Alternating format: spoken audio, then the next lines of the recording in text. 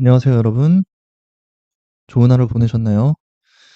오늘은 제가 어제 요한복음 5장을 읽다가 어, 읽었지만 다시 한번 읽도록 하겠습니다. 중간에 제가 어제 좀 멘탈이 안 좋아가지고 중간에 동영상을 찍다가 그만뒀거든요. 그래서 다시 5장부터 읽기 시작하겠습니다. 생명은 안식일보다 더 귀함. 그 후 유대인의 명절이 되어 예수님은 예루살렘으로 올라가셨다. 예루살렘 양문 곁에는 히브리 말로 베데스다라는 못이 있고 그 둘레는 행각 5채가 서 있었다. 이 행각에는 많은 환자, 소경, 절뚝발이, 손발이 마비된 사람들이 질비하게 누워 물이 움직이는 때를 기다리고 있었다. 그 못에는 가끔 천사가 내려와 물을 휘저어 놓곤 하는데 물을 휘저어 놓은 다음에 제일 먼저 들어가는 사람은 무슨 병이든지 다 나았다. 그런데 거기에 38년 동안 앓고 있는 환자가 있었다. 예수님은 그가 누워 있는 것을 보시자 병이 벌써 오래된 줄 아시고 그에게 네가 낫고 싶으냐 하고 물으셨다. 그러자 그 환자는 선생님, 물이 움직일 때 나를 못에 넣어주는 사람이 없어 내가 가는 동안에 다른 사람이 먼저 들어갑니다 하고 대답하였다. 그때 예수님이 일어나 내 자리를 들고 걸어가거라 하시자 그는 곧 병이 나 자리를 걷어들고 걸어갔다. 그런데 그날은 안식일이었다. 그래서 유대인들은 병이 나은 그 사람에게 안식일인데 당신이 자리를 들고 가는 것은 옳지 못한 일이요 하였다. 그가 나를 고쳐주신 분이 자리를 들고 걸어가라고 하시던데요 하자 도대체 그런 말을 한 사람이 누구요 하고 그들이 물었다. 그러나 그 사람은 자기를 고쳐주신 분이 누군지 알지 못하였다. 왜냐하면 그곳에는 많은 사람이 있었고 예수님도 이미 자리를 뜨셨기 때문이었다. 그 후에 예수님은 성전에서 그 사람을 만나 이제는 병이 깨끗이 나았으니 더 무서운 병에 걸리지 않도록 다시는 죄를 짓지 말아라 하고 말씀하셨다. 지금까지 내용을 요약해 보면은 38년 동안 이 환자가 이, 이 물에만 들어가면은 어떤 병이든 낫는데 순서가 중요한 물이었나 봐요. 그래서 처음 들어가는 제일 먼저 들어가는 사람만 낫는 건데 이 환자가 워낙 아프다 보니까 38년 동안 항상 누가 먼저 들어갔나 봐요. 이 사람 배려를 안 하고. 그러다가 이제 예수님이 이 사람을 치유를 해줬고 그 다음에는 이제 병을 치유해 주었으니 병을 치유해 주었지만 이제 앞으로도 죄를 지으면 지금보다도 큰 병에 걸릴 수 있다라고 하셨습니다. 그리고 이제 15절부터 그 사람이 유대인들에게 가서 자기를 낫게 하신 분이 예수님이라고 말하자 유대인들은 안식일에 이런 일을 한다고 예수님을 핍박하기 시작했다. 그러나 예수님은 그들에게 내 아버지께서 지금까지 일하심으로 나도 일한다 하고 말씀하셨다. 유대인들은 예수님이 안식일을 범할 뿐만 아니라 자신을 하나님과 똑같은 자리에 올려놓고 하나님을 친아버지라고 부른다는 이유로 더욱 예수님을 죽이려고 하였다. 그래서 예수님은 유대인들에게 이렇게 말씀하셨다. 내가 분명히 너에게 말한다. 아들은 아버지가 하시는 일을 보지 않으면 혼자서는 아무것도 할 수 없다. 이것은 아버지께서 무엇을 하시든지 아들은 그대로 따라하기 때문이다.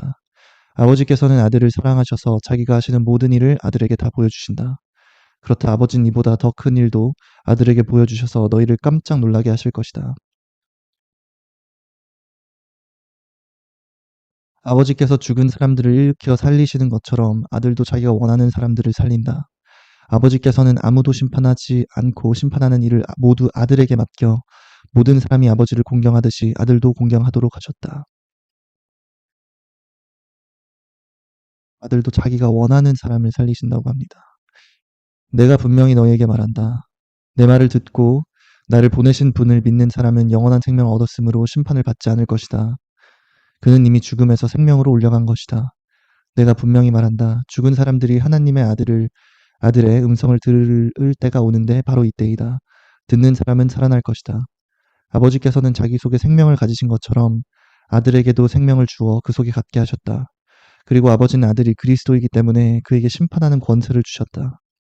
내가 하는 말에 놀라지 말아라. 죽은 사람들이 모두 아들의 음성을 듣고 무덤에서 나올 때가 온다. 죽은 사람들이 모두 아들의 음성을 듣고 무덤에서 나올 때가 온다고 합니다.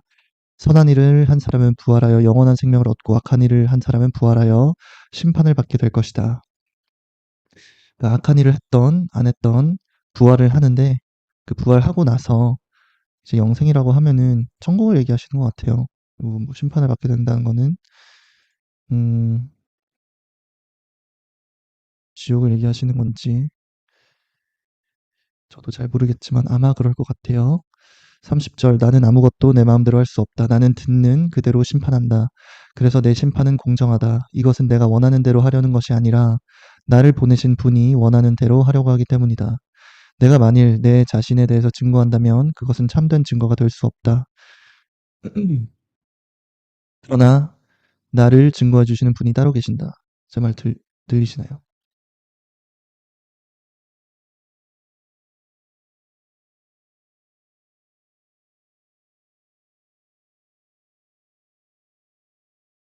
그러나 나를 증거해 주시는 분이 따로 계신다. 나는 그분의 증거가 참된 것으로 안다. 너희가 요한에게 사람을 보냈을 때는 그는 진리는 예수님 자신을 가리킨다. 진리에 대하여 증거하였다. 너희가 요한에게 사람을 보냈을 때는 그는 예수님에 대하여 증거하였다. 하지만 나는 사람의 증거를 받지 않는다. 내가 이 말을 하는 것은 너희가 구원을 얻도록 하기 위해서이다. 요한은 타면서 빛을 내는 등불이었다. 그래서 너희는 그 빛 가운데서 잠시 기뻐하려고 하였다. 그러나 내게는 요한의 증거보다 더 큰 증거가 있다. 아버지께서 완성하라고 나에게 맡기신 일, 곧 지금 내가 하고 있는 바로 그 일이 아버지께서 나를 보내셨다는 것을 증거하고 있다. 그럼 저희는 성경에 적혀 있는 예수님이 하신 그 일을 통해서 어, 예수님을 믿을 수 있겠네요. 그리고 나를 보내신 아버지께서도 직접 나를 증거하셨다. 그리고 하나님께서도 증거하신다고 하십니다. 너희는 그분의 음성을 들은 적도 없고 그분의 모습을 본 적도 없으며 또 그분의 말씀을 마음속에 간직하지도 못한다. 이것은 그분이 보내신 자를 너희가 믿지 않기 때문이다. 믿는다면 믿는다면 하나님의 모습을 볼 수도 있고 음성을 들을 수도 있고 하나님의 말씀을 마음속에 간직할 수도 있을까요? 너희는 성경에서 영원한 생명을 얻는 줄 생각하고 성경을 부지런히 연구하고 있는데 바로 이 성경이 나를 증거하고 있다. 성경에서 아무래도 가장 중요한 부분은 예수님이 아닐까 싶습니다. 예수님이 실제로 나와서 말씀하신 마태복음, 마가복음, 요한복음, 누가복음이 되지 않을까 조심스럽게 생각을 하고 나머지 성경 내용들을 이제 추가적으로 공부함으로써 그 믿음을 깊이 하는 게 또 좋다고 생각을 해요. 그런데도 너희는 나에게 와서 영원한 생명을 얻으려고 하지 않는구나. 아, 그리고 제가 얘기를 들었는데 제가 이번에 11조 관련돼서 동영상을 올린 게 기사나 보도에 올라왔더라고요. 근데 그 거기에 이제 하나 말씀드리고 싶은 게 그 기사 제목에 전 의원이 뭐 전에 다니던 교회에서 11조를 강요해 막 이런 식으로 제목이 돼 있더라고요. 근데 제가 전에 이제 다니다가 왔던 미국 교회에서는 11조를 강요를 하지 않았어요. 그래서 혹여나 그분들 보호가 됐으면 좋겠어서 여기서 다시 한번 말씀을 드립니다. 제가 이제 발언을 하게 된 거는 그냥 저 스스로 11조 관련돼서 항상 궁금했었고, 그래서 이제 공부하면서 제가 배운 것들을 이제 공유를 해드리고 싶었어요.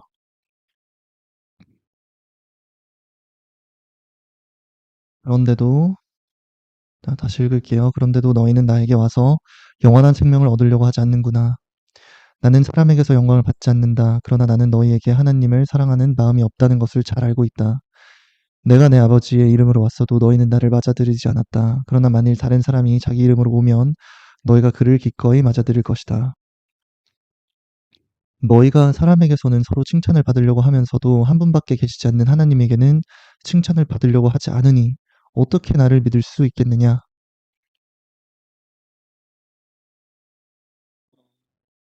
참, 저는 이제 와서야 하나님한테 칭찬을 받으려고 제 성경에 있는 그대로 좀 실천을 하려고 하고 있는데요. 그리고 또 지금도 참, 어, 항상 인간은 죄인이라고 적혀 있으니까, 그리고 또 저는 그렇게 생각을 해서 계속해서 어떻게 해서든 저는 계속해서 죄를 짓고 있는 것 같아요.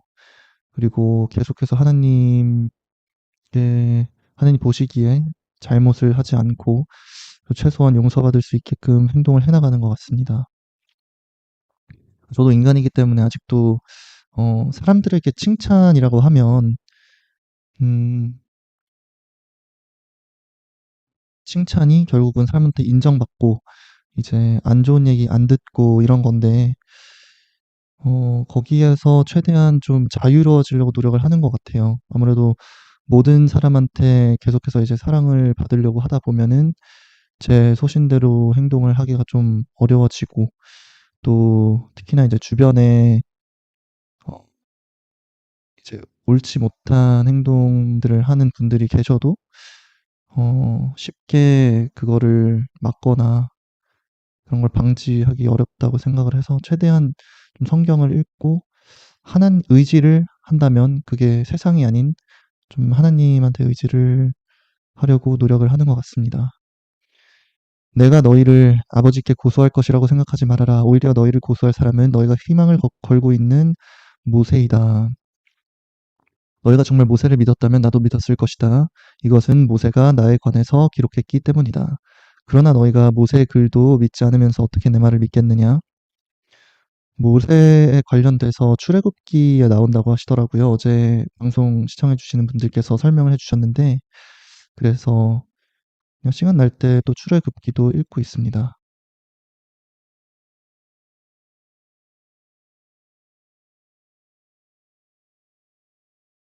시선이 좀 너무 이 알겠습니다. 글을 읽다 보니까 밑에 쪽으로 가는데, 그 후 예수님은 디베랴 바다라고 하는 갈릴리, 요한복음 6장 말씀 읽도록 하겠습니다. 하늘에서 온 빵. 그 후 예수님은 디베랴 바다라고 하는 갈릴리 바다 건너편으로 가셨다. 그러자 많은 군중이 병든 사람을 고치는 기적을 보고 예수님을 따랐다. 예수님은 산으로 올라가 제자들과 함께 앉으셨다. 마침 유대인의 명절인 유월절이 다가왔다. 예수님은 수많은 군중이 자기에게 몰려오는 것을 보시고 빌립에게 이 사람들을 먹일 만한 빵을 우리가 어디서 살 수 있겠느냐 하고 물으셨다.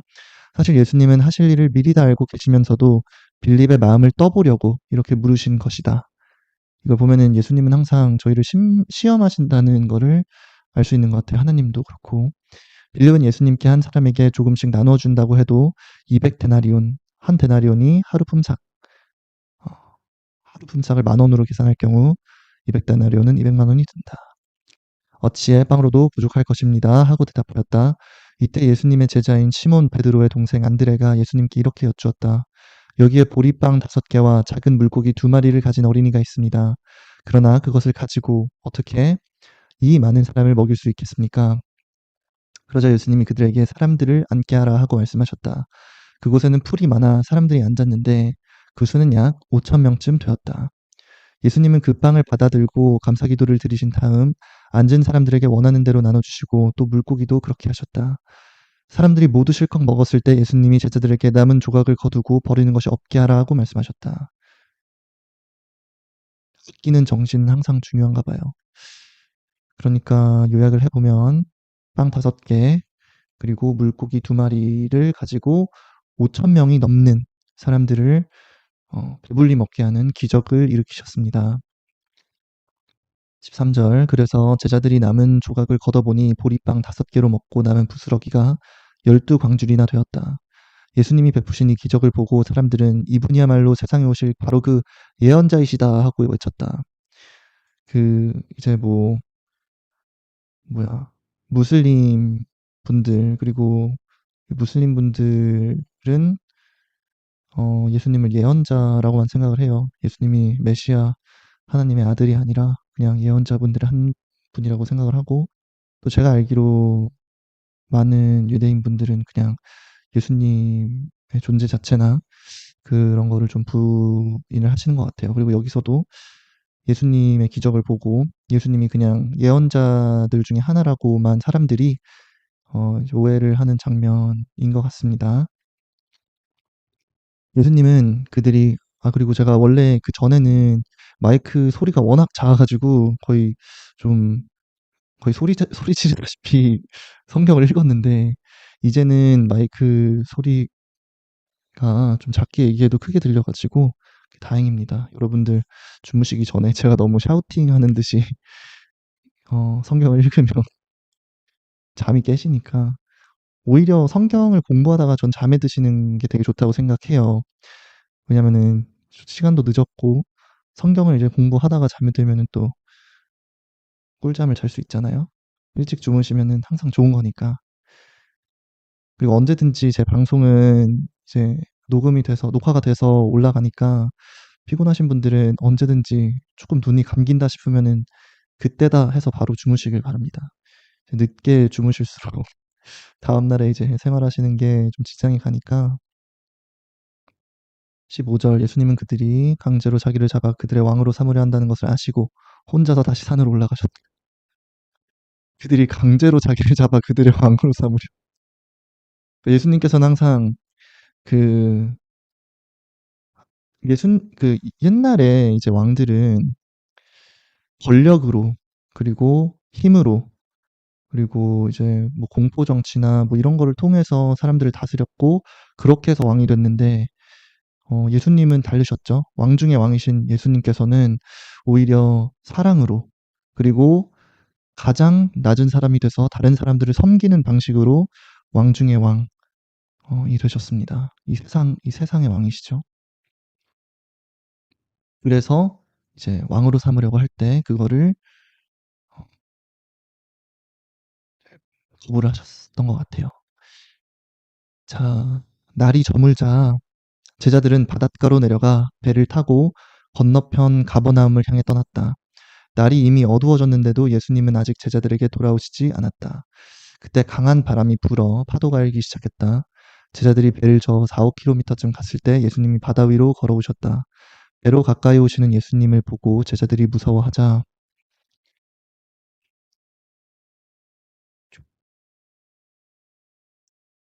예수님은 그들에게 나다 무서워하지 말아라 하고 말씀하셨다. 그래서 제자들은 기뻐하며 예수님을 배에 모셔드렸다. 배는 곧 그들이 가려는 곳에 다다랐다. 이튿날 바다 건너편에 남아있던 군중들은 한 척밖에 없던 배로 예수님은 타시지 않고 제자들만 타고 떠난 것을 알게 되었다.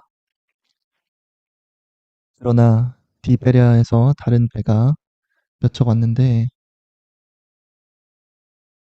우원 오빠 스토커 조심하세요. 노트북 준다고 DM 조심하세요. 광주에서 따라다니고 교회까지 따라다닌대요. 와, 좀 교회까지 와주시니까 너무 좋은데요. 저를 통해서 교회를 또 오시고 성경 공부도 하시고 너무 행복합니다.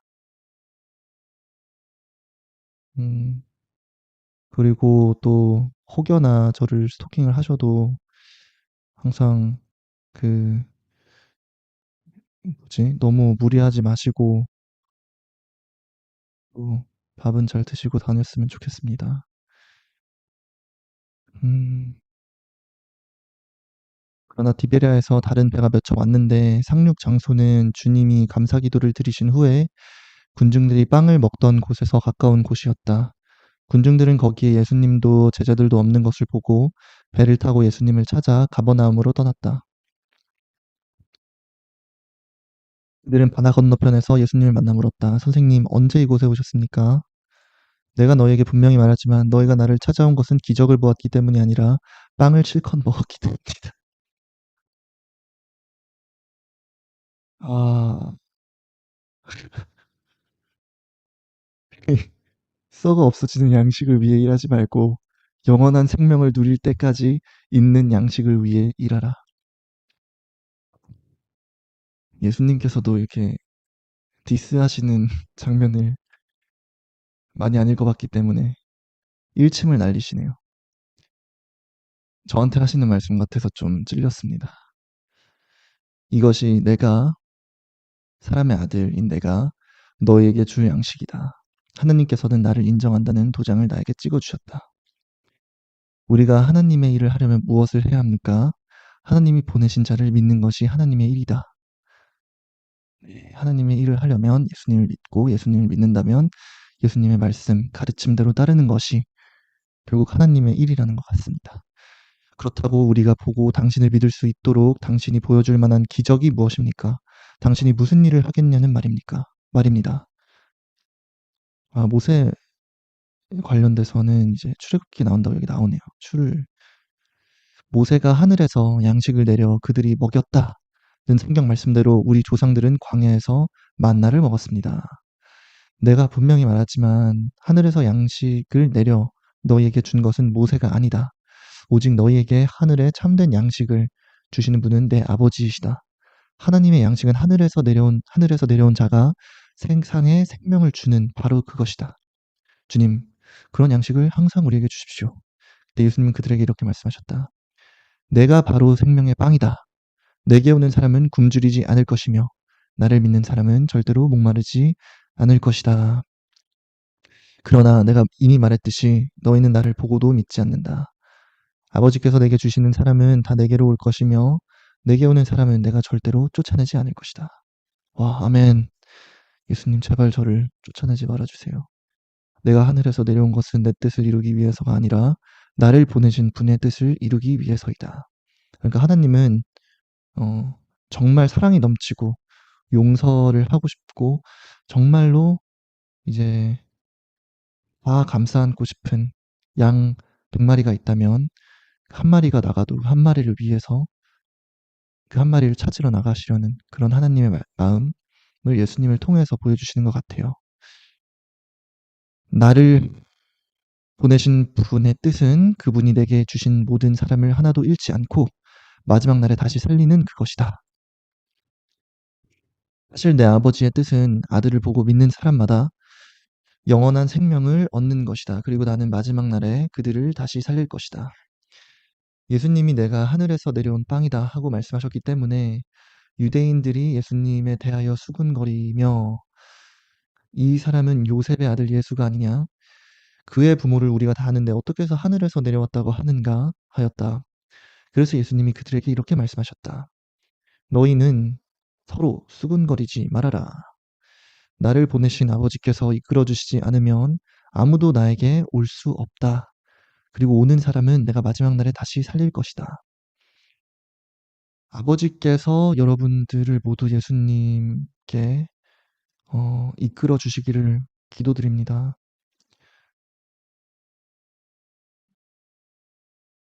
그리고 오는 그 사람은 내가 마지막 날에 다시 살릴 것이다.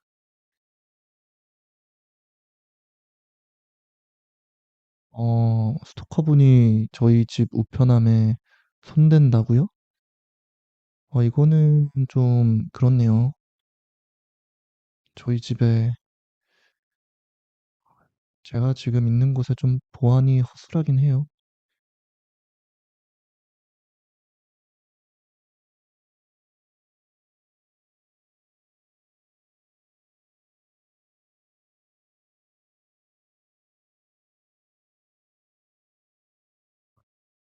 음, 혹여나 저를 혹여나 저를 해하려고 스토킹하시는 건 아니겠죠? 만약에 그렇다면 고통 없이 가게 해 주십시오.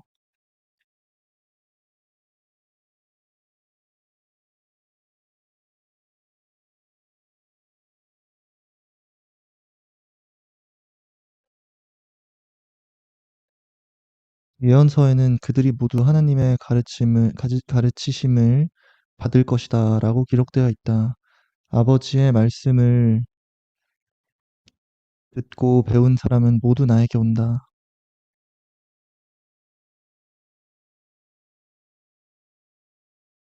이것은 아버지를 본 사람이 있다는 뜻이 아니다. 오직 하나님에게서 온 자만 아버지를 보았다. 내가 분명히 너에게 말하지만 나를 믿는 사람은 영원한 생명을 가졌다. 나는 생명의 빵이다. 너희 조상들은 광야에서 만나를 먹었으나 모두 죽고 말았다. 그러나 하늘에서 내리는 양식을 먹는 사람은 죽지 않는다. 나는 하늘에서 내려온 살아있는 빵이다. 누구든지 이 빵을 먹는 사람은 영원히 살 것이다. 이 빵은 곧 세상의 생명을 위해 주는 내 살이다.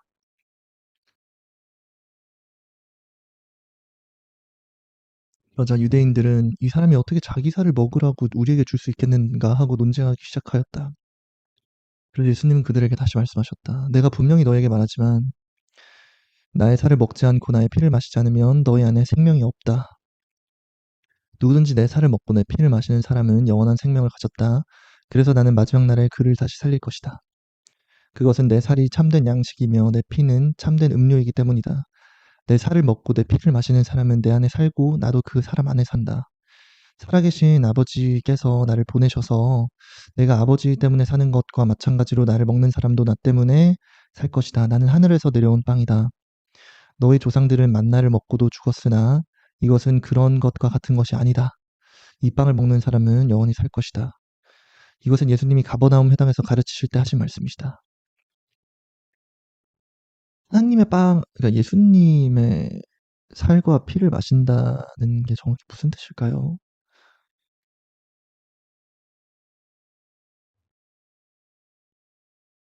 아, 스토커가 그런다는 걸 제가 어떻게 아는 게 아니라 어떤 분께서 댓글로 그렇게 다닌다고 하셔서 저는 댓글을 보고 많은 거를 배우거든요. 예를 들어서 뭐 어떤 커뮤니티에 저에 대해서 뭐 안 좋게 글을 올리시거나 뭐 이러면은 여기서 알려주시니까 그리고 뭐 그분이 진실을 얘기하시는지 안 하는지는 저는 모르죠.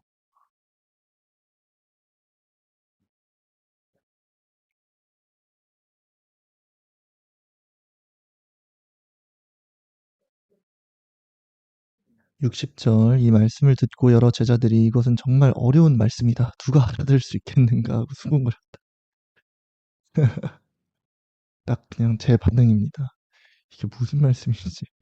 예수님은 제자들이 이 말씀에 대해서 수군거리시는 것을 아시고 그들에게 이렇게 말씀하셨다. 내 말이 너희 귀에 거슬리느냐? 거슬리는 게 아니라 그 이해가 잘 안 가요. 만일 내가 전에 있던 곳으로 올라가는 것을 본다면 어떻게 하겠느냐? 믿겠습니다. 생명을 주는 것은 하나님의 영이며 인간의 육체는 아무 쓸모가 없다. 그러니까 인간의 육체랑 생명이랑은 다른가 봐요. 하나님께서 말씀하신 생명은 살리는 것은 영이니 육은 무익하니라. 그러니까 저 혼자 그냥 이거 뭐 예상을 해보자면은 영생이라는 거는 영의 영생이라는 거를 말씀하시는 거겠죠. 내가 너에게 한 말은 영적인 생명에 관한 것이다. 영이요 생명이라. 그렇군요. 그러나 너희 중에는 믿는 사람이 있다. 믿지 않는 사람들이 있다. 예수님을 믿지 않는 사람이 누구면 자기를 팔아넘길 사람이 누군지 처음부터 알고 계셨다. 제자라고 해서 다 믿는 게 아니었군요. 그래서 유다는 믿음이 없었군요. 그러고서 예수님은 덧붙여 말씀하셨다. 그러므로 내가 너희에게 아버지께서 오게 해주시지 않으면 아무도 나에게 올 수 없다고 이미 말하였다.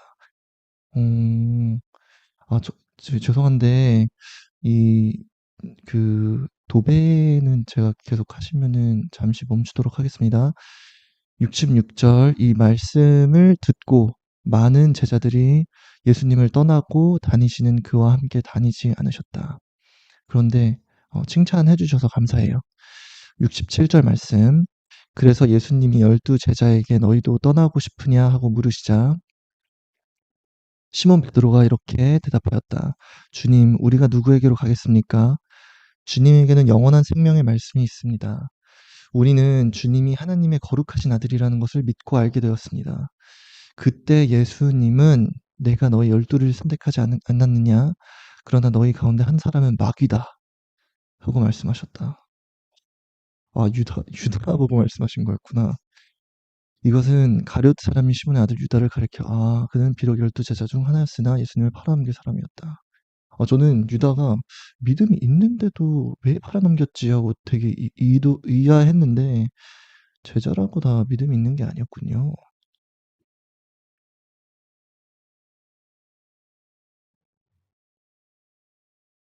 유다요?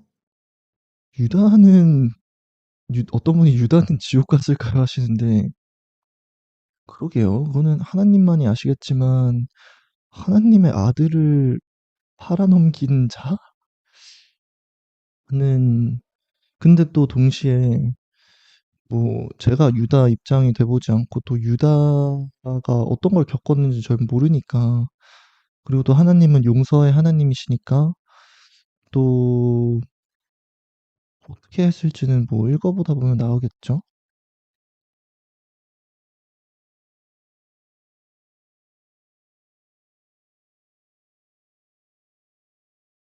네, 유다야말로 진짜로 그냥 돈에 눈먼 사람이었던 것 같아요.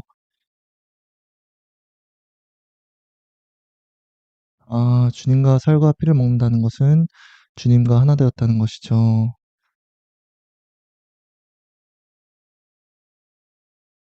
음,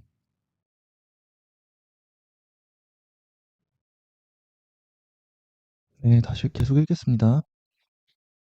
요한복음 7장 말씀, 목마른 자를 부르심. 그 후 예수님은 갈릴리 지방에서만 다니시고 유대 지방에는 다니고 싶지 않으셨다. 이것은 유대인들이 자기를 죽이려고 했기 때문이었다. 아, 그러니까 예전부터 유대 지방에 가면은 예수님이 죽으실 거를 알고 계셨나 봐요. 죽임을 당할 것을. 이 두려움이 얼마나 컸을지 상상이 안 갑니다. 저는 그냥 제가 해를 당할 가능성이 있다. 이 정도만 생각을 해도 이게 확신이 아니어도 무서운데 저는 근데 확신 수준으로 좀 믿고 있긴 한데 근데 예수님은 그냥 알고 계셨던 거잖아요. 근데도 나중에는 유대 지역으로 딱 직접 스스로 걸어가셔서 죽음을 당하신 거니까 그리고 죽음을 당하는 방식도 알고 계셨고 그 과정이 얼마나 고통스럽고 잔인한지 또 알고 계셨기 때문에 정말 상상이 안 갑니다. 마침 유대인들의 명절인 초막절이 가까워지자 예수님의 동생들이, 형제들이 예수님께 이렇게 말하였다. 여기를 떠나 유대로 가십시오. 그래서 형님이 하시는 일을 제자들도 보게 하십시오. 세상에 알려지기를 바라고 사람치고 자기가 하는 일을 숨기는 사람은 없습니다. 이왕 이런 일을 하실 바에는 형님을 자신을 세상에 나타내십시오. 그들이 이렇게 말한 것은 예수님의 친형제인 그들도 예수님을 믿지 않았기 때문이었다. 그래서 예수님이 그들에게 말씀하셨다. 내 때에는 아직 오지 않았지만 너희 때는 언제든지 준비되어 있다. 세상이 너희를 미워할 수 없어도 나는 미워한다. 이것은 내가 세상의 일이 악하다고 증거하고 있기 때문이다. 그러니까 예수님은 참 그런 마음 있잖아요. 그러니까 미움과 사랑이 공존한다고 해야 되나? 참, 예수님도 이런 걸 보면은, 음, 참 슬픔도 느끼시고 공포 뭐 저희가 느끼는 감정을 다 느끼시는 것 같은데 그럼에도 불구하고 항상 사랑을 택하시고 용서를 택하시고 평화를 택하시고 화합, 희망, 믿음을 다 택하신 거잖아요. 참 어, 정말로 예수님을 존경합니다. 너희는 어서 명절을 지키러 올라가거라. 나는 아직 때가 되지 않아서 지금 올라가지는 않겠다. 예수님이 이 말씀을 하시고 계속 갈릴리에 머물러 계셨다. 동생들이 명절을 지키러 올라간 후에 예수님도 올라가셨으나 사람들의 눈엔 띄지 않게 몰래 가셨다. 명절이 되자 유대인 지도자들은 예수님이 어디 있느냐 물으며 찾아다녔다. 유대인들이. 그리고 군중들 가운데서 쑥덕거리는 소리가 많이 들렸다. 어떤 사람은 그는 좋은 사람이다 였고 또 어떤 사람은 아니야. 그는 백성을 속이고 있어 하였다. 그러나 유대인 지도자들을 두려워하여 아무도 예수님에 대해서 터놓고 말하는 사람이 없었다. 그러니까 항상 옛날에는 참 이거를 보면은 그 저희 세대에는 참 소통을 할 수 있는 방법이 많아서 다행이라는 생각을 해요. 그러니까 옛날 같은 경우는 이제 한 개인이 음 어떤 진실을 보고 잘못된 것을 얘기를 하면 그게 뭐 전파가 되는 게 쉽지가 않았기 때문에 뭐 권력이 있으신 분들, 힘이 있으신 분들이 그거를 오남용해서 어 정말로 사람들을 해치고 좀 입을 막을 수 있었잖아요. 실제로 이제 뭐 민주화 운동 관련돼서도 그때 해를 당한 많은 분들은 그저 이제 폭력과 그런 권력 앞에서 뭐 아무것도 하실 수 있는 게 없었고 뭐 했어도 그게 이제 조직적인 이런 군부의 움직임들에 의해서 다 입막음 당하셨잖아요. 그때는 뭐 언론사까지 통제를 할 텐데. 그래서 참 이런 걸 보면은 저희 세대가 참 저희가 지금 살고 있는 시대가 참 복받은 시대라는 생각이 들어요. 최소한 저는 지금 이렇게 어떻게 보면은 제가 옛날 시대에 제가 했던 것처럼 이렇게 떠들었다면 뭐 어떤 해를 당할지 모르는 거잖아요. 가능성 측면으로 봤을 때. 그래서 참 이 13절 뭐 그러나 유대인 지도자들을 두려워하여 아무도 예수님에 대해서 터놓고 말하는 사람이 없었다. 이런 걸 보면은 예수님은 어, 참 어떤 공포감을 느끼셨을지 상상이 안 갑니다. 예수님도 공포감은 다 똑같이 느꼈을 것 같거든요. 14절 명절 기간이 거의 절반으로 지났을 때 예수님은 성전으로 올라가 가르치기 시작하셨다. 그러자 유대인 지도자들은 제대로 공부한 사람도 아닌데 어떻게 저렇게 많은 것을 알고 있을까 하고 말하며 신기하게 여겼다. 그때 예수님이 이렇게 말씀하셨다. 내 교훈은 내 것이 아니라 나를 보내신 분의 것이다. 누구든지 하나님의 뜻을 실천하고자 하면 내 교훈이 하나님에게서 온 것인지 내가 마음대로 말한 것인지 알게 될 것이다. 자기 마음대로 말하는 사람은 자신의 영광만을 추구하지만 자기를 보내신 분의 영광을 위해 일하는 사람은 진실한 사람이다. 그런 사람에게는 거짓이 있을 수가 없다. 하나님, 저도 계속 거짓말 안 하고 진실만을 말할 수 있도록 도와주세요. 모세가 너희에게 율법을 주지 않았느냐? 너희는 한 사람도 그 율법을 지키지 않으면서 왜 나를 죽이려 하느냐? 이 말에 군중들이 당신은 귀신이 들렸어. 누가 당신을 죽이려 한단 말이오? 하고 대답하자 예수님이 다시 말씀하셨다. 내가 안식일에 한 가지 기적을 행했다고 너희는 모두 놀라고 있다. 모세가 너에게 할례가 뭘까요? 태어난 지 8일 만에 아이들의 포피를 자르던 유대인의 의식을 주었다는 이유로 가로치고 사실 할례는 모세에게서 나온 것이 아니라 너희 옛 조상들에게서 시작된 것이지만 가로 닫고 너희는 안식일에도 할례를 베풀고 있다.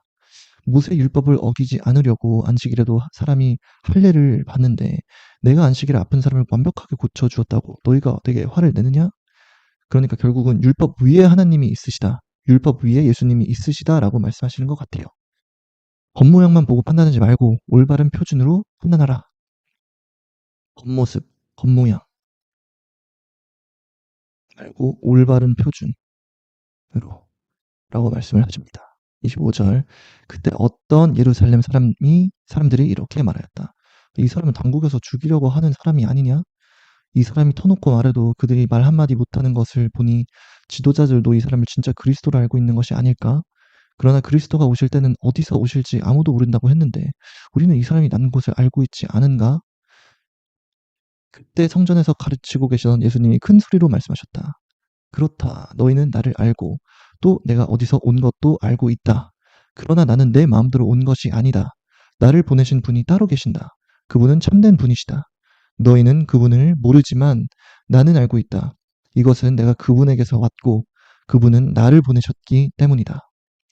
그 말을 듣고 유대인 지도자들이 예수님을 잡으려고 하였으나 한 사람도 그분에게 손을 대지 못한 것은 아직 그분의 때가 되지 않았기 때문이었다. 군중들 가운데 많은 사람들이 예수님을 믿고 이렇게 이렇게 말하였다.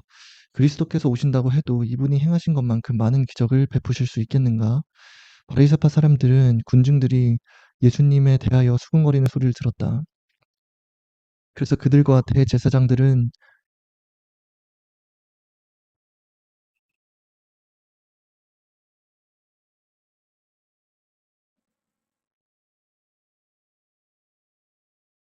대제사장들 예수님을 잡아오라고 성전 경비병들을 보냈다. 그때 예수님은 내가 조금만 더 너희와 너희와 함께 있다가 나를 보내신 분에게 돌아간다. 너희는 나를 찾아도 만나지 못할 것이며 내가 있는 곳에도 오지 못할 것이다 하고 말씀하셨다. 그래서 유대인 지도자들이 서로 말하였다. 이 사람이 어디로 가기에 자기를 찾지 못할 것이라고 하는가? 그리스에 흩어져 사는 유대인들에게 가서 그리스 사람들을 가르치겠다는 건가?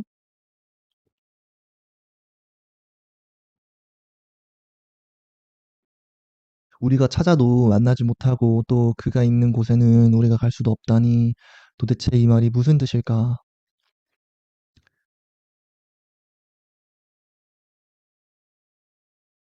명절 끝날, 곧 큰 날에. 축제 분위기가 절정에 달한 명절 마지막 날에 예수님은 서서 이렇게 외치셨다. 누구든지 목마른 사람은 다 나에게 와서 마셔라. 나를 믿는 사람은 성경 말씀대로 배에서 마음속에서 생수의 강이 흘러나올 것이다. 제 마음속에서 생수의 강이 흘러나오게 해주세요. 이게 정확히 무슨 말씀인지 모르겠지만 그것이 좋은 것이면 알고 있습니다. 39절. 이것은 예수님을 믿는 사람들이 앞으로 받을 성령에 대하여 하신 말씀이었다. 아, 성령이 계속해서 흘러나오게 해주세요. 예수님이 아직 영광을 받으시지 않았기 때문에 성령께서 아직 사람들 가운데 계시지 않았다. 예수님을 통해서 이제 성령님이 저에게 온 거겠죠. 예수님의 이 말씀을 듣고 성령께서는 원래 이전에 예수님이 오시기 전에는 성령께서 사람들 가운데 계시지 않으셨나요? 원래는? 혹시나 공부하신 분들이 아시나 해서.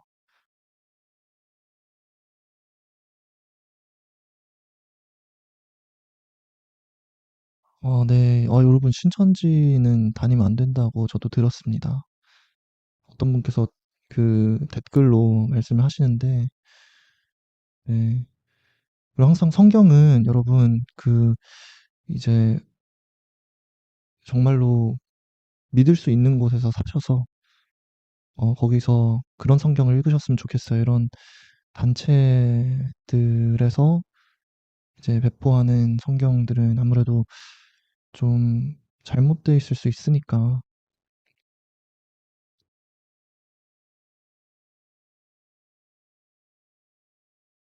그죠? 예수님이 올라가심으로써 성령을 저희에게 보내주신 거죠. 그럼 그 전에는 성령님께서 저희에게 오시지 않으셨다. 저희에게 성령님이 오실 그 기회가 없었다라고 해석을 하겠습니다.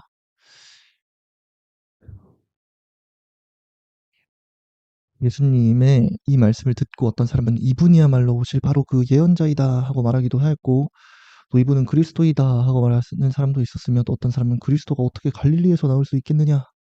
성경에는 그리스도가 다윗의 후손 가운데서 다윗이 살던 베들레헴에서 나올 것이라고 되어 있지 않느냐 하고 말하기도 하였다. 이와 같이 사람들이 예수님에 대해서 서로 의견이 엇갈렸다. 그들 가운데는 예수님을 잡아가고 싶어하는 사람도 있었으나 예수님께 손을 대는 사람은 아무도 없었다. 성전 경비병들이 그냥 돌아오자 대제사장들과 바리새파 사람들이 왜 그를 잡아오지 않겠느냐 하고 물었다. 그래서 그들은 지금까지 이 사람처럼 말하는 사람은 없었습니다 하고 대답하였다. 그러자 바리새파 사람들이 말하였다. 너희도 꼬임에 빠졌느냐? 유대 당국자들과 바리새파 사람 중에 그를 믿는 사람이 있었느냐? 율법을 모르는 이 군중들은 저주받은 자들이다. 이게 아무래도 많은 이렇게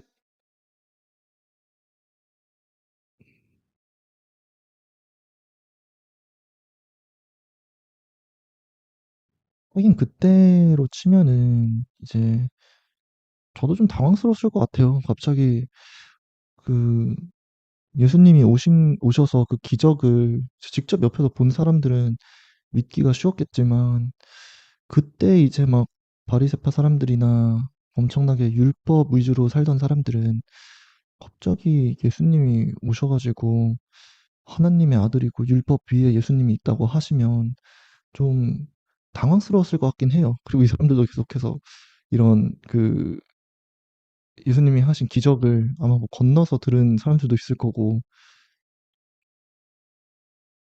50절 그때 그곳에 있던 한 바리새파 사람 곧 전에 예수님께 찾아간 일이 있던 니고데모가 우리 율법에는 사람을 판결하기 전에 먼저 그 사람의 말을 들어보고 그가 한 일을 알아보도록 되어 있지 않소?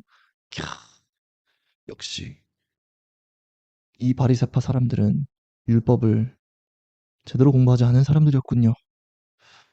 하고 쏘아 붙였다.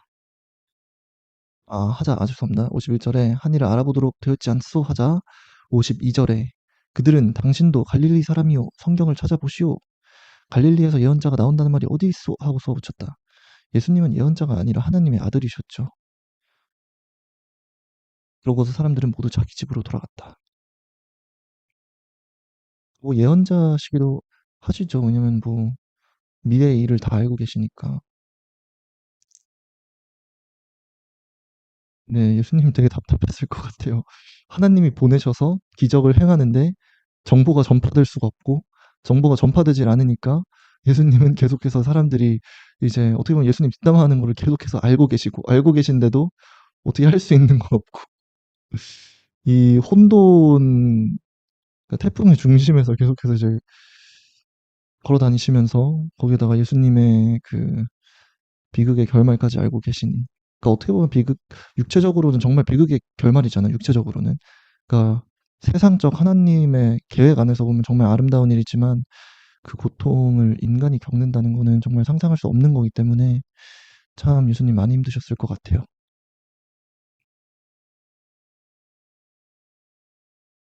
네.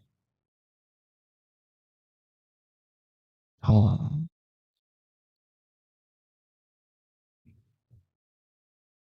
지금 1시, 오전 1시 7분이거든요. 요한복음을 더 읽는 것도 좋지만,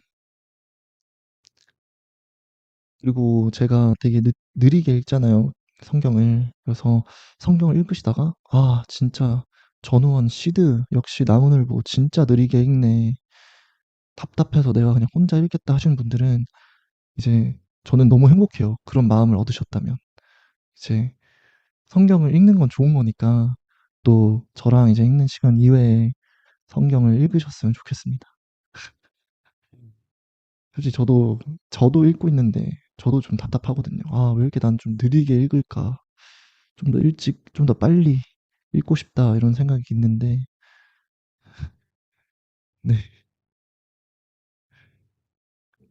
아, 역시 읽는 속도도 시드 같네요, 정말. 제가 멸종을 안 당한 게 신기한 것 같아요. 진짜 정말 이 가문에서 태어난 거는 솔직히 되게 저는 어떻게 보면 태어나면 안 되는 존재라고도 생각을 했었거든요. 그러니까 너무 많은 분들의 죽음과 희생과 정말 표현이 죽음이지 이게 구타, 뭐 총에 맞으시고 또 그분들의 가족분들도 이게 살아있는 게 아니고 이러신 와중에 거기서 태어나서 그분들한테 받은 뭐 생활비나 양육비 같은 거를 지원을 받았었는데 정말 저는 이런 온실 속 화초처럼 자라지 않았더라면 이미 고대 생물인 멸종된 시드처럼 아마 저도 제가 이렇게 살아있었을 수 있었을까 싶어요.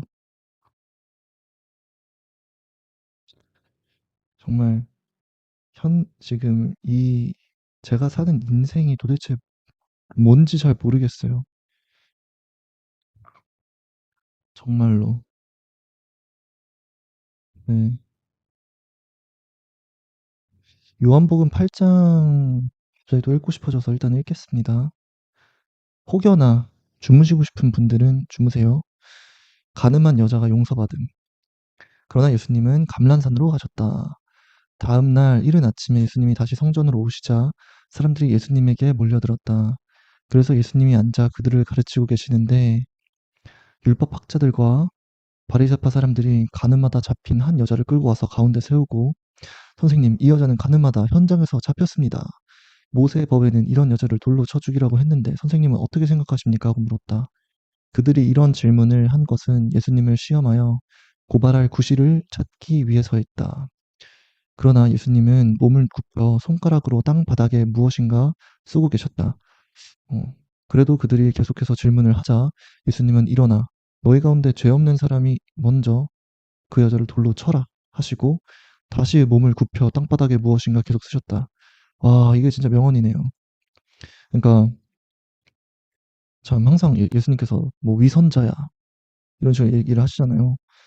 딱 이 구절을 읽으면 저는 만약에 거기 있었으면은 저는 죄인이기 때문에 그냥 아무것도 못했겠죠. 그리고 예수님의 말씀을 따르면 당연히 평화의 길을 걸어야 되고 항상 용서를 해야 되고 옳은 길로 사랑의 길로 걸어야 되기 때문에 참 예수님께서 정말 지혜로우신 것 같아요. 다시 몸을 굽혀 땅바닥에 무엇인가 계속 쓰셨다. 예수님의 말씀을 듣고 그들은 양심의 가책을 받아 나이 많은 사람으로부터 시작하여 하나둘씩 모두 가버리고 예수님과 거기에 서 있는 여자만 남았다. 와, 할렐루야. 너무 아름다운 이야기네요. 참, 전 참 옛날 시대에 태어났으면 이미 죽었다고 얘기하는 게, 예수님은 이제 마음으로만, 어, 행동으로 안 해도, 그냥 예수님이 정하시는 그 간음의 기준이 참, 인간이 어떻게 저걸 지킬 수 있지? 라는 정도로 되게 엄격하세요. 근데 이제 옛날에는 뭐 간음을 하면은 죽이는 게 관례였나 보죠? 참, 그, 참, 이렇게 보면 저는 이미 뭐 이것뿐만 아니라 진짜로 옛날 같았으면은 저희 가족들이 만약에 이런 행동을 했으면 참 이미 돌로 맞아서 죽지 않았을까라는 생각을 해요. 그리고 사람이 이게 되게 옛날 얘기긴 한데 뭐 옛날 얘기라고 해봤자 뭐 2000년 전쯤이죠. 근데 사람의 그 본질은 변하지 않잖아요. 그러니까 어, 사람들은 그러니까 옛날에는 허락만 되면은 다른 사람들을 죽이는 거에 관련돼서 그렇게 큰 죄의식을 느끼지 않았다라고 이제 느껴지니까 솔직히 지금도 뭐 정말 마음속으로는 저를 죽이고 싶으신 분들도 되게 많을 거라는 생각을 해요. 그러니까 그냥 지금 법으로 못하게 해놨으니까 안 하시는 거지. 참, 그래서 저는 어떻게 해도 죄인인 것 같다는 생각이 듭니다. 어떻게 해도 죄인이고, 지금 제가 살아있는 게 기적인 것 같아요. 네, 10절 말씀.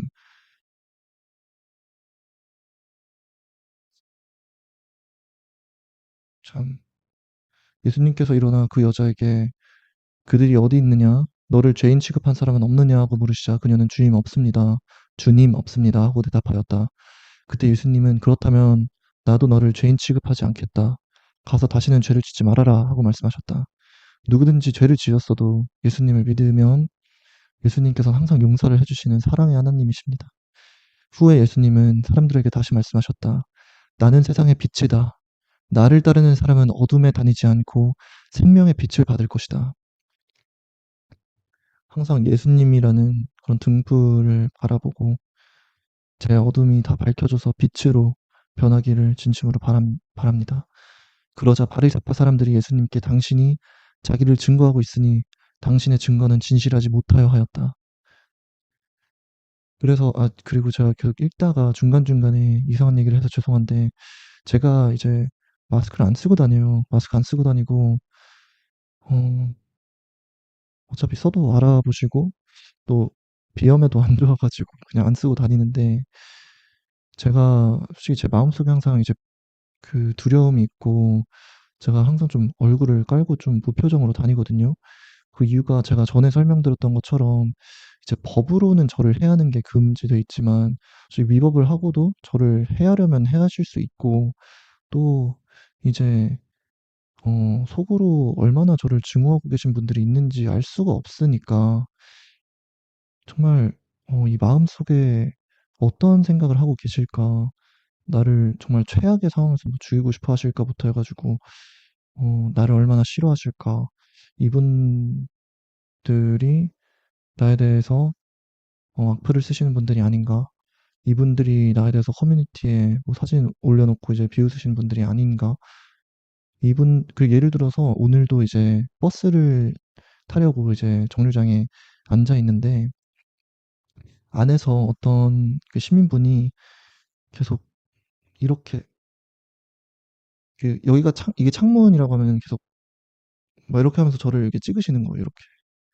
그래서 제가 쳐다봤더니 아주머니께서 이따가 다시 이렇게 하시면서 찍으시는데 제가 참 동물원에 있는 원숭이인가 내가? 이런 생각이 들더라고요. 아니, 동물원에 있는 제가 시드인가? 멸종 위기 동물을 보셔가지고 신기하다고 생각하셨나 봐요. 그래가지고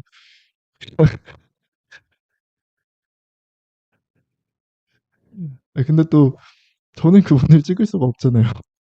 저 따라해서 이렇게 저도 같이 찍고 싶었는데 전 또 그러면은 또 커뮤니티에 올라와가지고 또 전우원 막 욕하고 이러니까 아 그래서 막 저 혼자 막 머릿속으로 막 상상하고 있었는데 그분도 저 신기해서 찍었을 거 아니에요. 신기해서 그 동물원에 갔을 때 안 보던 생명체가 있으면은 찍는 것처럼 저도 좀 이제 돌연변이 같으니까 이제 걸어 다니는 괴생물체 같은 느낌으로 찍으셨던 것 같은데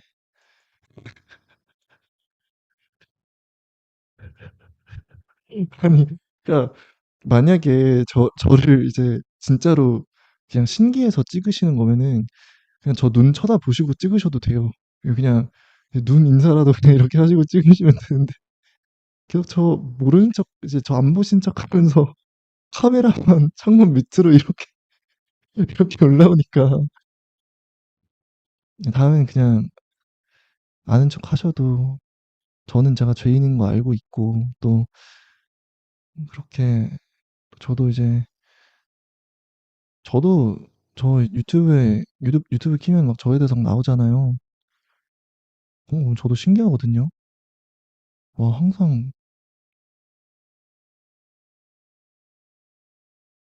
저희 가족들만 이제 범죄자들로 뉴스에 나온 거 보다가 뭐 평생 나는 그냥 뭐 TV에 나올 일이 있을까? 이런 생각을 항상 일단 그런 거는 가능성 면에서 0%라고 생각을 하고 살아왔는데 참 저도 신기해요. 저도 신기해가지고 저를 이제 그냥 근데 저는 이제 그 신기한 거를 넘어서서 그냥 제가 익숙한 사람이 됐으면 좋겠어요. 그냥 길 가다 봐도 그냥 전원이네? 이렇게 그냥 지나가실 정도로 그 그냥 언제나 어디서나 마주칠 수 있는 그런 사람이 됐으면 좋겠어요. 오늘도 그냥 지하철 타고 오는데 한 분 정도만 알아보신 것 같더라고요. 물론 이제 지하철 타면 모든 분들이 핸드폰 하고 계셔가지고 옆을 안 보시니까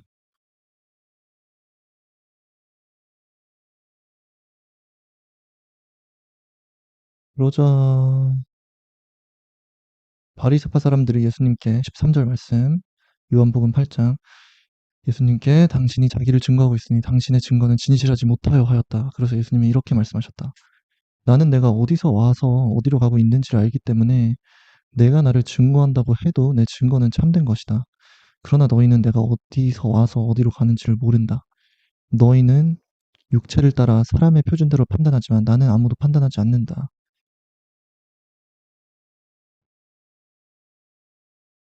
그리고 그것도 되게 신기한 것 같아요. 저는 진짜 항상 한국에 있을 때, 어, 거의 8월 이상을 다 이제 지하철이나 버스를 타고 다니는데, 원래 그냥 유령같이 다니다가, 이제는 그냥 원래, 그러니까 제 입장이 돼서 상상을 해보세요. 저는 항상 한국에 왔을 때, 미국에 있다가 그 비행기를 타고 와서 한국에 내려서 아무도 저를 알아보지 못하고 항상 그랬는데, 올해 똑같이 그냥 비행기를 타고 와서 내렸는데, 내리자마자 수갑을 채우고 태어나서 처음으로 형사분들한테 이제 이끌림을 당해서 갑자기 그냥 똑같이 원래 나오던 게이트 앞으로 나왔는데 기자분들이 막 저를 찍으시고 정말 지금 생각해도 이게 꿈인가 그래요. 그리고 찍자마자 무슨 말을 했는지 기억도 안 나고 기억도 안 나는데 이게 뉴스에 나간다는 거는 알고 있고 그대로 어딘지도 모르는 곳으로 걸어가서 경찰서로 가고 조사를 받고 조사를 받고 나왔는데 핸드폰이랑 아무것도 없이 나왔는데 나오자마자 또 기자분들이 막 저를 막 찍어요.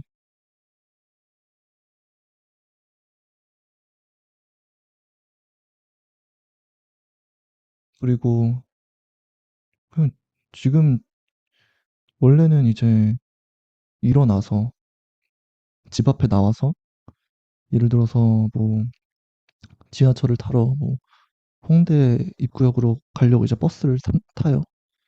버스 타면은 그냥 아무도 저 신경 안 쓰고 그냥 다들 할 거 하시는데 이제는 집으로 나아가서 버스 정류장으로 가는 길에 그냥 사람들이 이제 저를 이렇게 딱 쳐다보시고 이제 그냥 못 보신 척하고 가시면서 바로 이제 막 전두환 손자, 전두환 손자 이렇게 얘기하시는 거를 다 듣고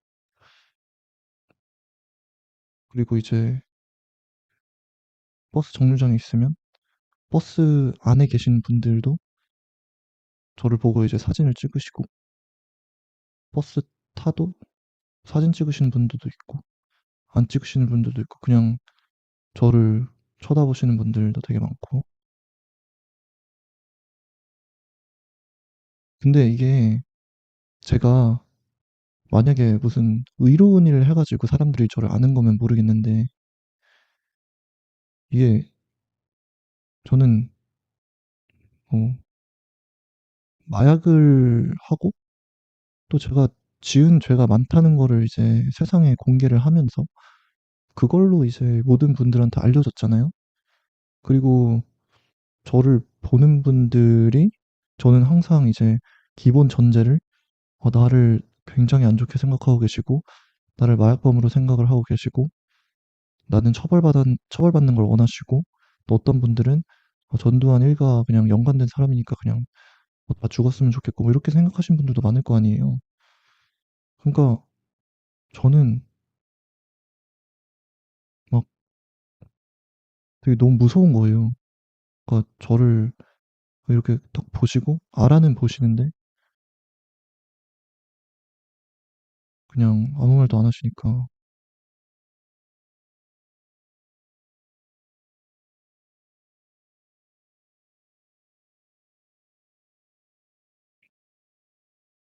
또 제 입장에서도 이제 인사를 저는 그냥 이렇게 저 알아보신 분들이 있으면 이제 눈인사를 드려요. 눈인사 드리고 이제 뭐 인사를 건네시는 분한테는 뭐 "안녕하세요." 하면서 인사를 하는데 또 제 입장에서도 그냥 모든 분들한테 막 인사를 할 수가 없잖아요. 그리고 실제로 그냥 저 안 좋아하시는 분들도 되게 많으니까 저는 진짜 이 세상이 참 이 세상은 똑같은데 모든 건축 구조물과 모든 분들은 다 똑같이 계신데 그냥 같은 무슨 평행 세계의 다른 세상으로 온 것 같아요. 요즘에 제가 겪는 삶이 물론 제가 미국에서 그렇게 난동을 피웠으니 제가 자초한 일이긴 한데 참 그냥 저 맨날 드는 생각이 '도대체 내가 알던 나는 누구지? 나는 누군가? 음 도대체 이 세상이 이해가 안 간다.' 막 이런 생각을 계속 해요. 참 죄송합니다. 제가 계속 이상한 소리를 하는데 네 그냥 모든 게 저한테는 매일이 그냥 충격의 연속입니다. 충격의 연속이고 항상 배우고 있는데 항상 새로워요. 진짜 그냥 다른 세상에서 사는 것 같아요. 14장 14절 말씀 8장 14절 말씀. 그래서 예수님은 이렇게 말씀하셨다. "나는 내가 어디에서 와서 어디로 가고 있는지를 알기 때문에 내가 나를 증거한다고 해도 내 증거는 참된 것이다. 그러나 너희는 내가 어디서 와서 어디로 가는지를 모른다. 너희는 사람들의 표준대로 판단하지만 나는 아무도 판단하지 않는다." 육체를 따라 사람들의 어 사람들의 표준과 이제 예수님이 가르치시는 하나님의 표준이랑은 좀 다른 것 같아요. 예수님의 표준은 항상 뭐 요한복음, 마가복음, 마태복음, 누가복음에서 좀 더 자세히 배울 수 있는 것 같고요. 내가 만일 판단하더라도 내 판단이 옳은 것은 내가 혼자 있는 것이 아니라 나를 보내신 아버지께서 나와 함께 계시기 때문이다. 너희 율법에도 두 사람의 증거는 참된 것이라고 기록되어 있다. 내가 나를 증거하기도 하지만 나를 보내신 아버지께서 또 나를 증거해주고 있다. 증거해 주신다. 이 말씀을 듣고 그들이 당신의 아버지가 어디 있어? 하고 묻자 예수님은 그들에게 너희는 나를 알지 못하고 내 아버지도 모른다. 만일 너희가 나를 알았다면 내 아버지도 알았을 것이다 하고 대답하셨다. 예수님은 성전에서 가르치실 때 헌금함 앞에서 이 말씀을 하셨으나 아직 그분의 때가 되지 않았으므로 예수님을 잡는 사람은 아무도 없었다. 예수님은 그들에게 다시 말씀하셨다. 나는 떠나간다. 너희는 나를 찾다가 너희 죄 가운데서 죽을 것이다. 내가 가는 곳에는 너희가 올 수 없다.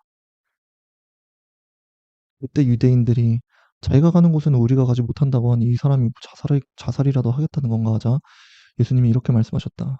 너희는 아래에서 났고 나는 위에서 났으며 이래서 딱 예수님이 일반 사람들이랑은 다른 하나님의 아들이라는 것을 하시네요.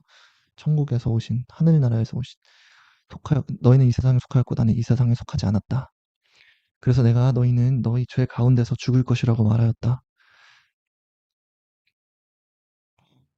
예수님은 이 세상에 속하지 않으셨다고 합니다. 만일 너희가 나를 그리스도로 믿지 않으면 너희가 정말 너희 죄 가운데서 죽을 것이다. 그때 그들이 도대체 당신이 누구요? 하고 물었다. 그래서 예수님이 이렇게 대답하셨다. 내가 누구인지 처음부터 너에게 말하지 않았느냐? 내가 너희에 대해서 할 말도 많고 판단할 것도 많지만 나를 보내신 분이 참되심으로 나는 그분에게서 들은 것만 세상에 말한다. 할 말도 많고 하신데 그냥 다 참고 하나님의 말씀만 전하신다고 합니다. 그들은 예수님이 하나님 아버지에 대해서도 말씀하셨다는 것을 깨닫지 못하였다.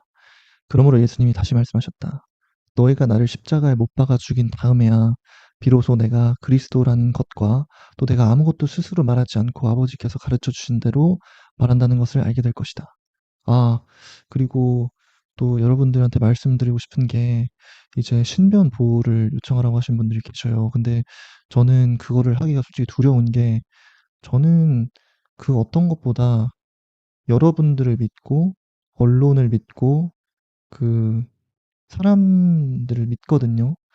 그래서 저는 많은 분들이 저를 알아봐 주시는 게 그러니까 저는 그냥 또 한편으로는 되게 처음 겪는 거니까 좀 당황스러운 것도 있고 좀 익숙치 않은 것도 있어요. 근데 또 동시에 너무 감사해요. 왜냐면은 모든 분들이 저를 알아봐 주시니까 이게 어떻게 보면 최고의 안전망이잖아요. 그러니까 저한테 만약에 뭐 무슨 일이 생기면 물론 방관하시는 분이 8알 이상이시겠지만 저 어떤 분이 저한테 하셨던 말씀이 생각나네요. 근데 이제 그래도 이제 저를 이제 증거하실 수 있는 분들이 있잖아요. 아, 뭐 우원이가 아니 우원이로 보이는 사람이 뭐 어디서 뭐 납치가 됐다. 아니면은 어디서 뭐 벽치기를 당했다. 뭐 어디서 뭐 저기 뭐 그런 거를 증거하실 수 있는 분들이 있으시니까. 그리고 이제 여러분 죄송합니다. 제가 말을 번복할게요. 방문하신 분들이 8알 이상이랄 거라고 얘기했는데 전 그런 말은 진짜로 제가 욕먹을 만한 행동을 한 것 같아요. 근데 그냥 제가 이제 뭐 이렇게 말씀을 드리는 거는 그러니까 그 앞에서 예를 들어서 차가 엄청나게 빨리 이제 와요. 횡단보도를 걷고 있는데 이어폰 끼고 이렇게 횡단보도 걷고 있는데 왼쪽 딱 돌아봤더니 버스가 막 거의 100km 넘게 달려오고 있어요. 근데 거리가 100m도 안 돼요.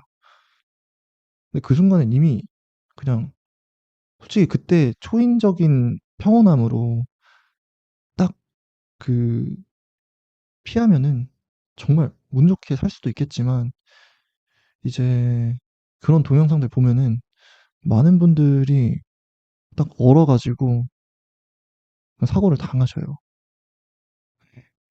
그런 거 보면은 저한테 안 좋은 일이 일어나도 저였어도 그냥 누구한테 안 좋은 일이 일어나면은 너무 놀라 가지고 저도 벙쪄 가지고 그 어떻게 하기가 힘들고, 또 동시에 진짜로 예를 들어서 조폭 같은 사람들이 있으면은 어 저도 이제 해코지를 당할 수 있으니까 괜히 이제 막 나서기 힘든 게 현실이잖아요.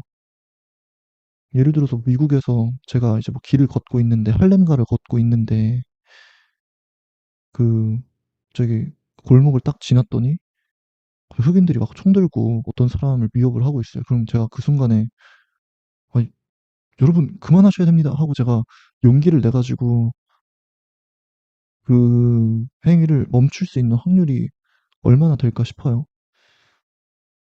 물론 이제 몰래 이제 바로 카메라 꺼내 가지고 찍고 바로 골목에 돌아가 가지고 전화할 수는 있겠지만, 그래 가지고 저도 솔직히 저한테 무슨 일이 일어나도 그거를 그냥, 그리고 이게 어 이런 것 같아요. 그러니까 이거를 더 큰 그림으로 보면은 민주화 운동 당시에 이제 경찰들이, 군인들이 저 곤봉을 들고 총을 들고 사람들을 그냥 보이는 대로 막 다 구타를 하고 이제 사람들이 죽임을 당하니까 이게 잘못된 걸 알아도 어느 순간에는 할 수 있는 게 없잖아요. 그냥 말만 하면 총 쏴 죽인다는데. 그런 것처럼 참 어 무서운 것 같아요, 세상이. 저는 세상이 되게 무서워요. 이게 공인이 돼서 안전하다고 느끼는 것도 있지만 음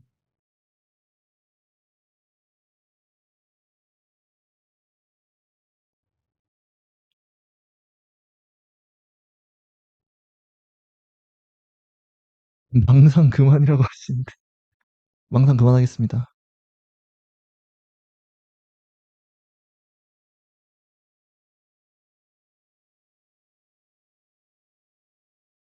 조심은 하되 하나님께 다 맡기세요. 맞아요.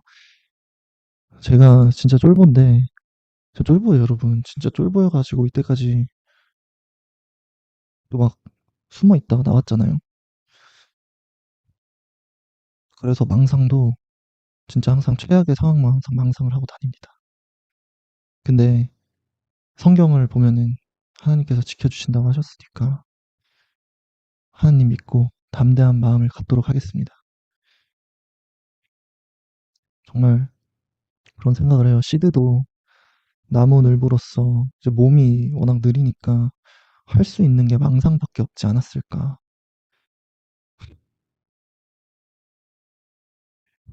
길을 건널 때 차가 안 왔으면 좋겠다고 상상을 하고 있는데 차가 와 가지고 이제 나무늘보가 해를 당할 수도 있는 거고, 그 건너는 와중에 나무늘보는 어떤 생각을 했을까요? 어떤 상상을 했을까요?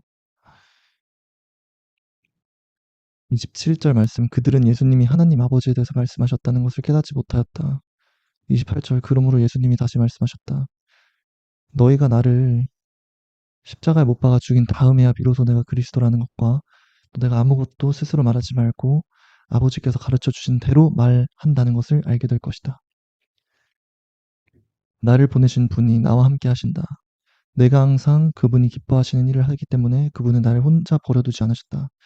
이 말씀을 듣고 많은 사람이 예수님을 믿었다. 그리고 제가 이게 상상력이 더 어 구체화되는 이유가, 이제 저도 이제 광주에서 이제 그때 피해를 당하신 분들, 그리고 그때 피해를 당하신 분의 가족분들, 그걸 경험하신 분들의 얘기와 이제 인터넷에만 쳐도 이제 광주 항쟁 때 잔인하게 돌아가신 분들 사진을 보면은 그게 정말로 표현할 수 없을 만큼 잔인하거든요. 이게 진짜 우리가 사는 세상에서 벌어진 일인가? 이게 고작 몇십 년 전에 일어난 일인가? 40년 전에 일어난 일인가? 이게 상상이 안 가요. 이게 있었다는 사실이. 그리고 그런 거를 이제 더 나아가서 보면은 뭐 도대체 이제 뭐6.25 때는 얼마나 더 사람들이 많이 죽고 뭐 일제항쟁기 때는 정말로 막 사람들을 맞지도 안 하고 뭐 해부하고 막 이랬다고 하잖아요. 그러니까 이게 정말 와, 이 세상이 참 무서운 곳이구나. 그러니까 지금 이제 낙관적으로 생각을 하면은 정말 세상에 좋은 분들만 가득하다고 믿고 싶은데 이 역사를 보면은 사람들이 이때까지 역사 속에서 얼마나 잔인했는지를 아니까.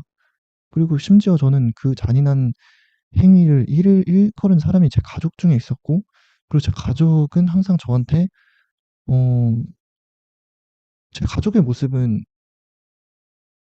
저는 그때는 그렇게 안 믿었었으니까, 최소한 뭐 살인을 했었을 것 같은 사람들로는 보이지 않았거든요. 그러니까 참 세상은 모르는 거다.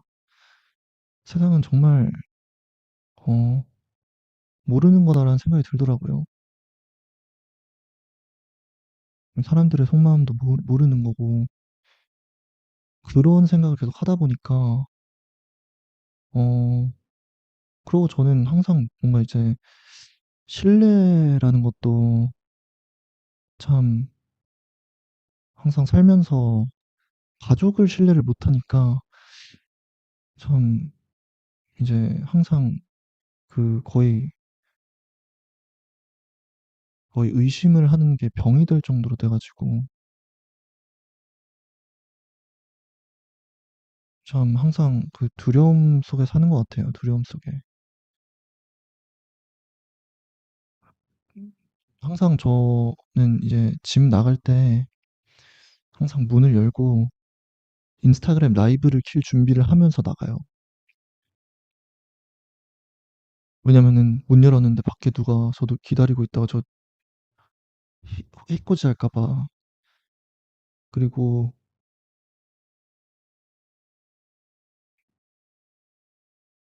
항상 그러고 다니고 대신 이제 그래서 사람들이 많은 곳으로 가면 되게 안전하다는 생각을 해요. 그러니까 안전하면서도 사람들의 시선이 두렵고, 어, 대신 혼자 있으면 시선들에 대해선 자유로우나 안전하지 못하다고 생각하고, 그래서 저는 참 어떻게 해도, 어떻게 해도 좀 마음이 편하지가 않아요. 그리고 이게 너무 반복돼서 이제 제 생각에 있다 보니까 어느 순간부터는 뇌가 계속해서 이런 공포심을 막 망각하게끔 하려는 것 같아요. 저도 좀, 죄송합니다. 제가 너무 쓸데없는 얘기를 많이 했는데, 29절 말씀. 나를 보내신 분이 나와 함께 하신다. 내가 항상 그분이 기뻐하시는 일을 하기 때문에 그분은 나를 혼자 버려두지 않으셨다. 이 말씀을 듣고 많은 사람이 예수님을 믿었다. 진리가 자유롭게 함. 그래서 예수님이 자기를 믿는 유대인들에게 말씀하셨다. 너희가 내 말대로 살면 참으로 내 제자가 되어 진리를 알게 될 것이며 그 진리가 너희를 자유롭게 할 것이다. 우리는 아브라함의 후손으로 남의 종 된 적이 없는데 어째서 당신은 우리가 자유를 얻게 될 것이라고 말하시오. 내가 분명히 너에게 말한다. 죄를 짓는 사람은 누구나 죄의 종이다. 종은 주인 집에서 영구히 머물러 있을 수 있지만 아들은 그 집에서 영원히 산다. 머물러 있을 수 없지만 아들은 그 집에서 영원히 산다. 그러므로 아들이 너에게 자유를 주면 너희는 진정으로 자유로운 사람이 될 것이다. 너희가 아브라함의 후손이라는 것은 나도 알고 있다. 그러나 너희가 내 말을 받아들이지 않기 때문에 나를 죽이려고 한다. 나는 내 아버지 앞에서 본 것을 말하고 너희는 너희 아비에게서 들은 것을 행한다.